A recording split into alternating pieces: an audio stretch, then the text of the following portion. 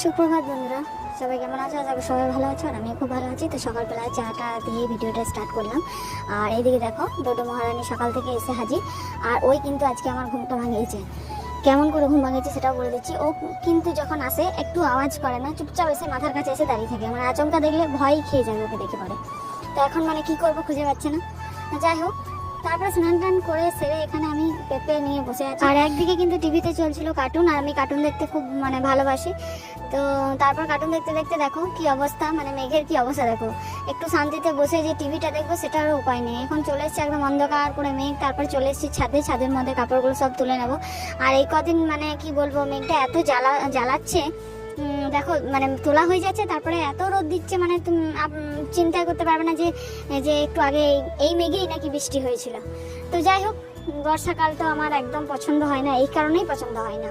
তো ভিডিওটা এই পর্যন্তই। ভালো লাগলে অবশ্যই